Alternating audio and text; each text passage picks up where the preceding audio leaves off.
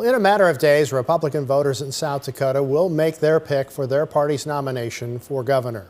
This week, we're profiling the 4 candidates. We sat down with current Governor Larry Roden and State Speaker of the House, Jon Hansen.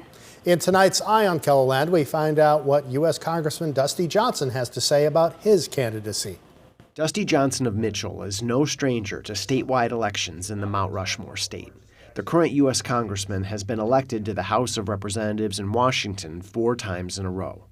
And before that, Johnson became familiar with the executive branch in Pierre, serving on the staffs of former governors Mike Rounds and Dennis Daugaard.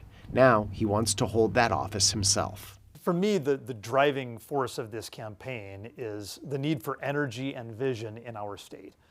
The next 20 years can be the best 20 years in South Dakota's history, but that is not going to happen by accident. As he looks ahead, the 49-year-old references his experience. Politicians make a lot of promises. With me, you don't have to wonder. I mean, past success is a pretty good indicator of future performance. Johnson highlights cuts to state spending when he was Daugaard's chief of staff. He also points to partnership with President Donald Trump. For years now, South Dakotans have known Johnson as their only representative in the U.S. House and someone they kept sending back. Now, in 2026, he's seeking a new gig. He's again asking for their support in a statewide election, but this time it's a campaign to go to Pierre. What I've learned about South Dakota is that there are a huge number of people out there who do understand that maybe we've fallen into a little bit of a trap of small thinking, and that while things are pretty good now, they know that pretty good is not good enough. He brings up his 3 kids and their futures.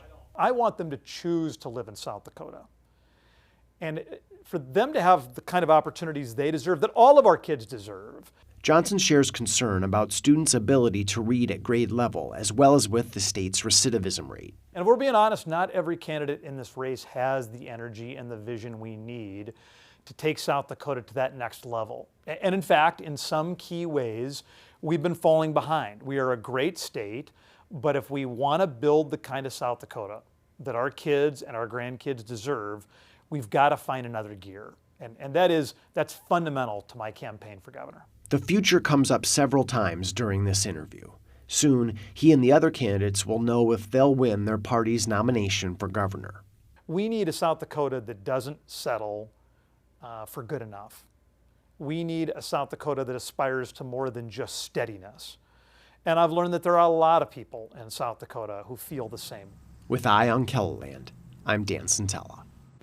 Coming up in tomorrow night's Eye on KELOLAND, we're profiling Aberdeen businessman Toby Doden, who is also a candidate for the Republican nomination in South Dakota's gubernatorial primary.